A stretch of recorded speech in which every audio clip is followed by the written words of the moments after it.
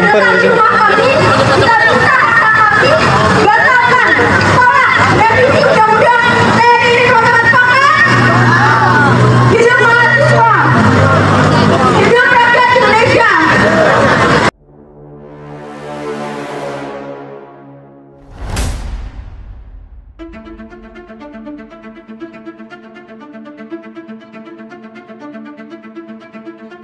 Ketika melakukan demonstrasi ini benar-benar paham seutuhnya bahwa apa yang mereka perjuangkan supaya perjuangan mereka itu benar-benar maksimal dan tidak sia-sia, katakan seperti itu. Karena ketika hanya berdemonstrasi tanpa mengetahui esensinya, ya itu disayangkan juga. Jadi mudah-mudahan adik-adik kita mahasiswa paham bahwa ini adalah perubahan dari Undang-Undang 34 tahun 2004 ini, melengkapi, memperkuat.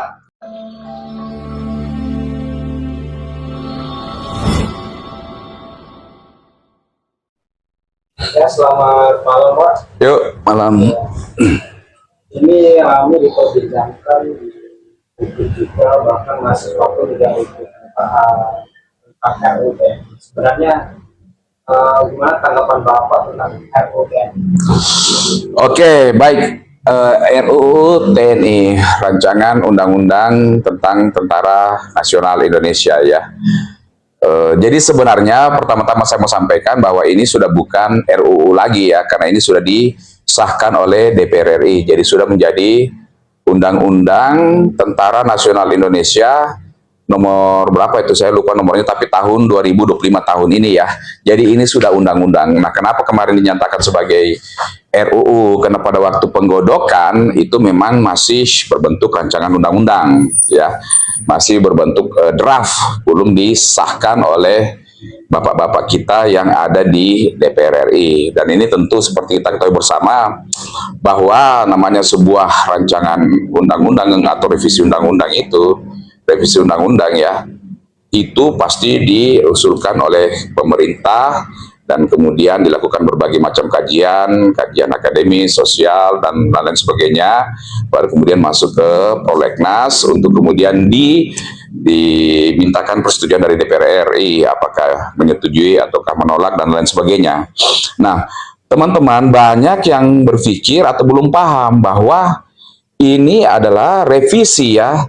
Jadi sudah ada undang-undang sebelumnya, sudah ada undang-undang yang mendahului, yang setahu saya itu Undang-Undang nomor 34 tahun 2004, di mana begitu banyak membahas sehubungan dengan Tentara Nasional Indonesia.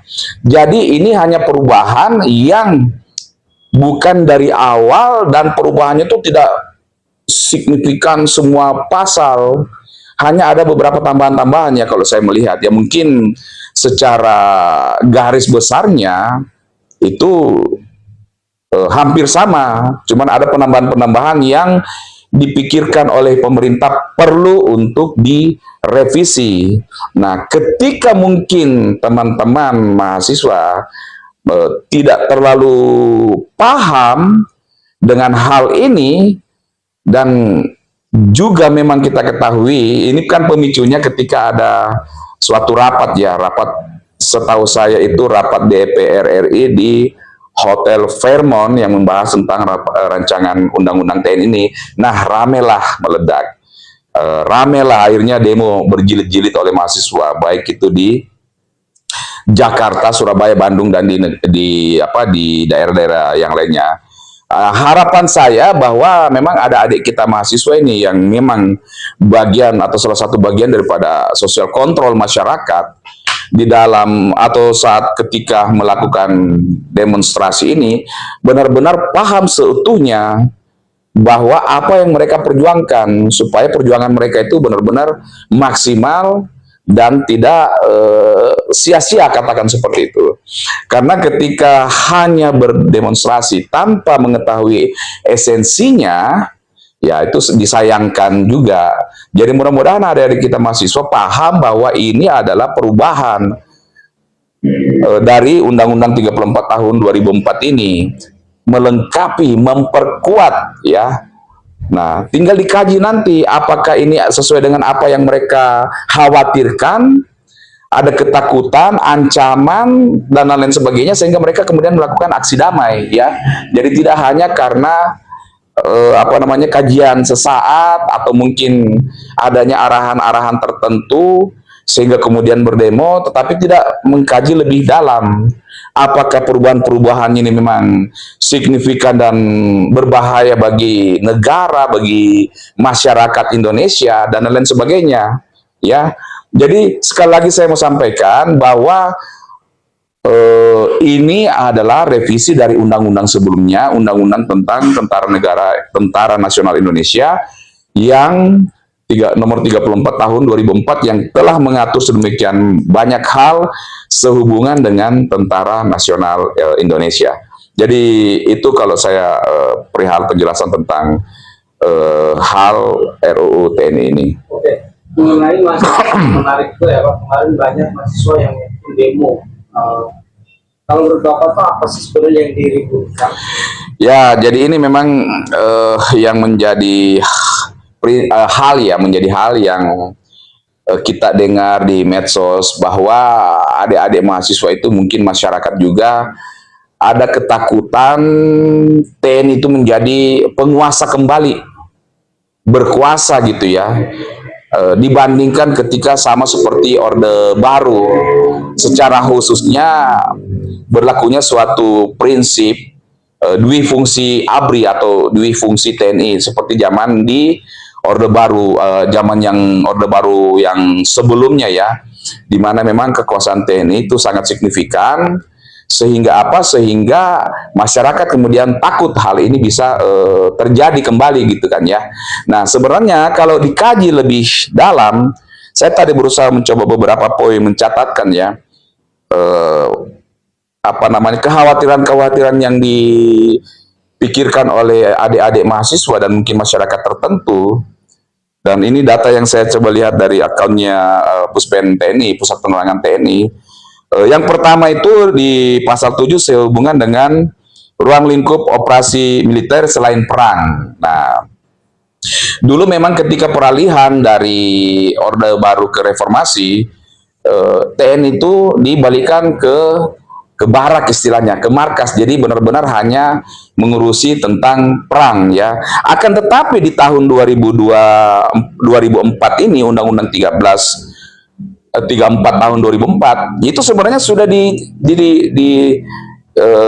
dituliskan, dijelaskan secara terstruktur dalam pasal 7 itu Undang-Undang 34 tahun 2004 ini mengenai tugas-tugas daripada TNI ini. Nah, ini salah satunya adalah adanya penambahan ya.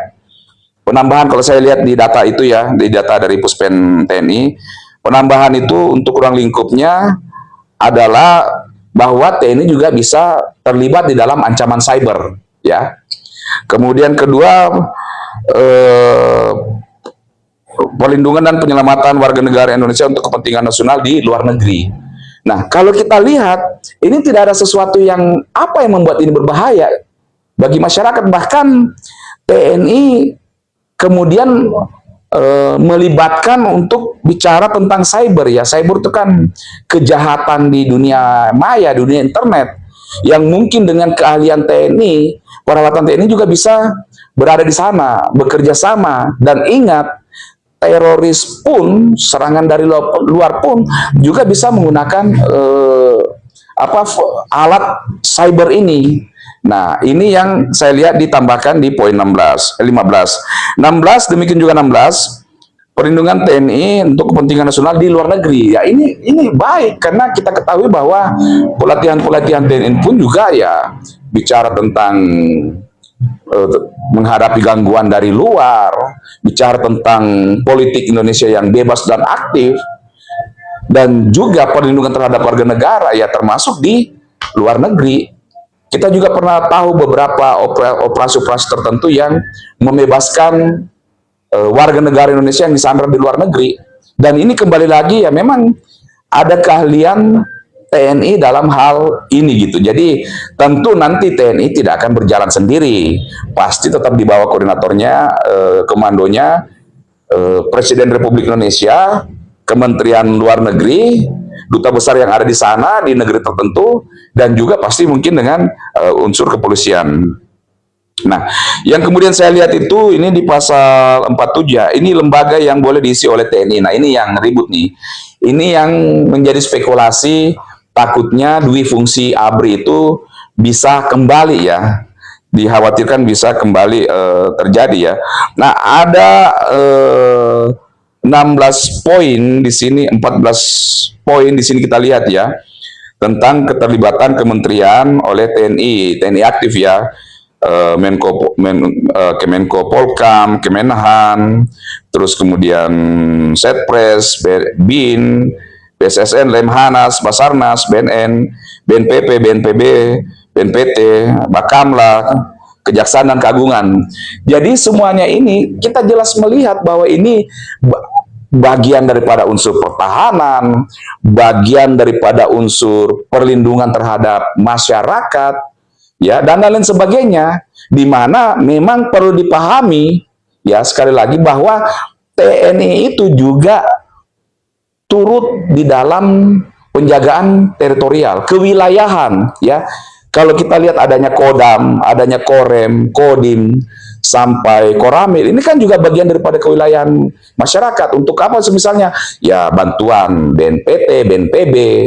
Jadi ini memang sangat sinkron dengan skill daripada TNI, kemampuan daripada TNI, dan juga strukturnya dari TNI. Karena TNI tidak hanya bicara tentang pasukan perang, ada juga pasukan teritorial, yang adalah Kodam sampai ke Koramil itu sendiri. Jadi tidak ada yang aneh, tidak dikatakan di sini bahwa boleh menduduki jabatan Kementerian BUMN, ya, Kementerian BUMN, bisa menjadi komisaris, masih aktif bisa menjadi komisaris di BUMN, di Pertamina misalnya, di PLN. Tidak dinyatakan di sini bahwa boleh menjadi direktur. Nah, beda kayak zaman dulu, di pemerintahan, di partai politik, dan lain-lain sebagainya.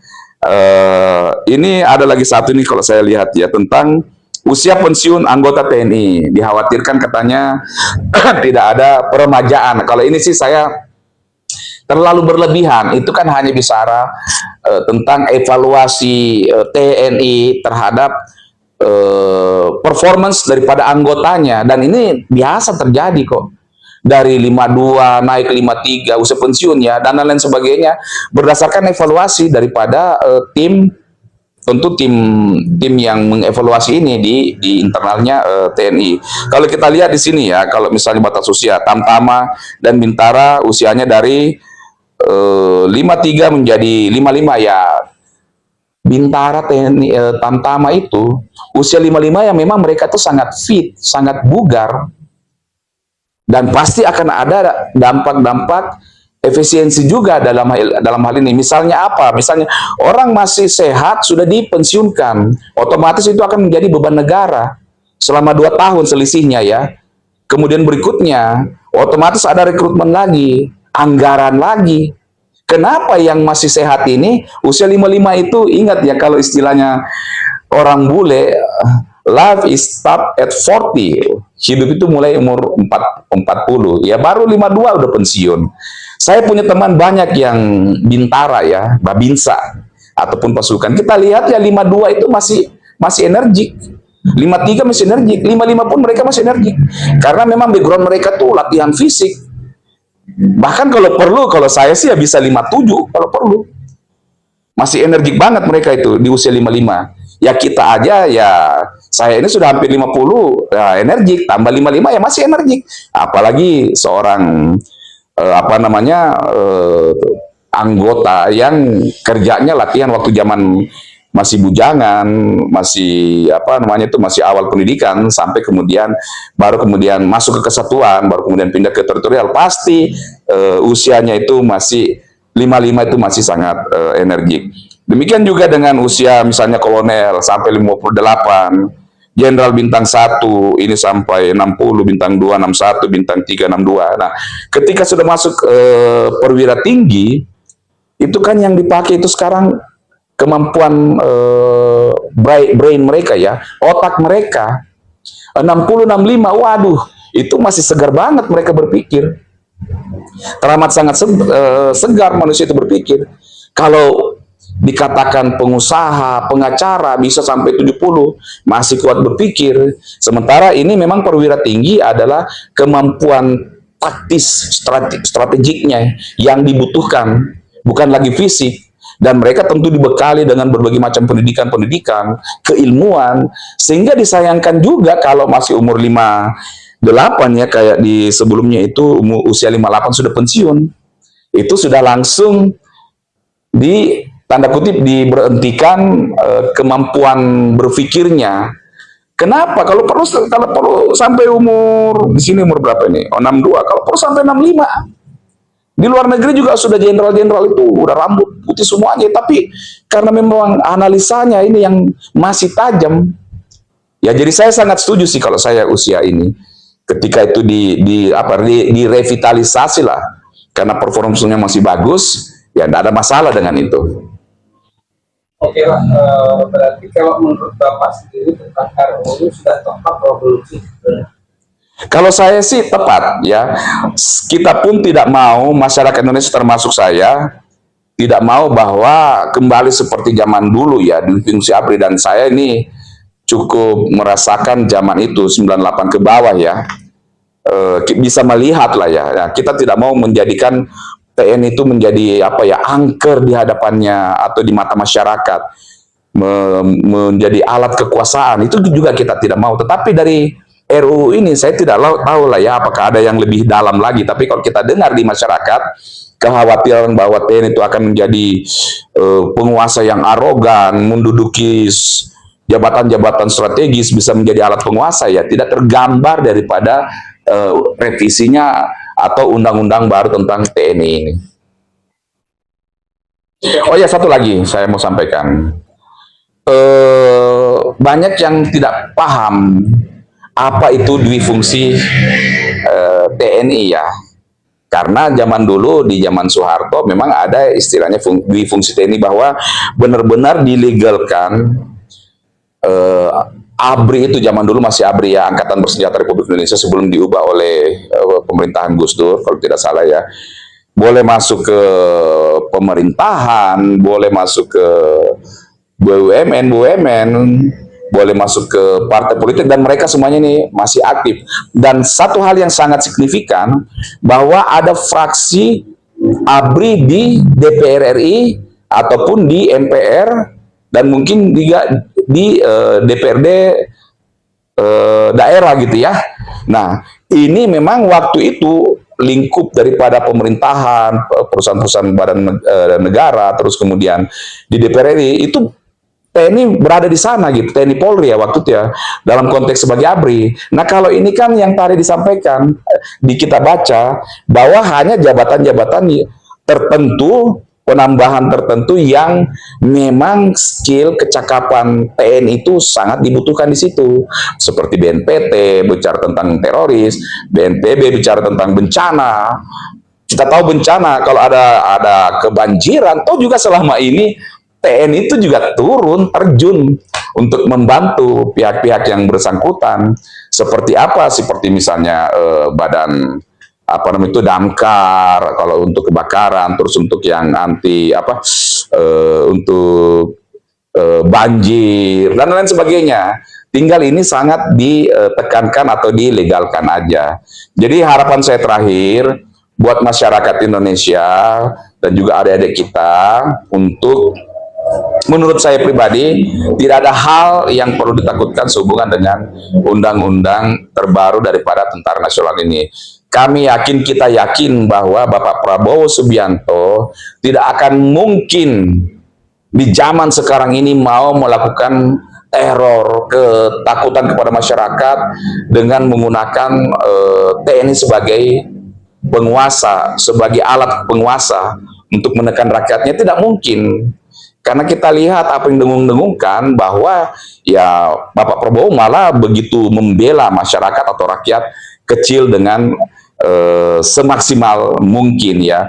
Bahkan keberadaan TNI ini hendak digunakan semaksimal mungkin untuk masyarakat Indonesia. Dan satu lagi buat adik-adik kita mahasiswa, ya tentu saya pun juga pernah menjadi mahasiswa, ya kita berharap bahwa kalau ada hal-hal tertentu kita kaji dulu internal ya, dampak apa namanya itu, dampak hukumnya dan lain sebagainya, bahwa memang ini layak untuk diperjuangkan, kemudian melakukan aksi demonstrasi. Dan ya harapan kita juga, saya pun juga dulu aktivis di tahun 98, untuk berdemonstrasi tetap dengan baik, ya tidak melakukan tindakan-tindakan anarkis, krusial. Sementara apa yang didemonstrasikan itu poinnya bukan hal yang benar-benar prinsip, berbicara tentang keadilan atau bicara tentang gangguan buat Indonesia dan juga buat masyarakat. Jadi kita berharap bahwa TNI tetap utuh bersama dengan masyarakat Indonesia.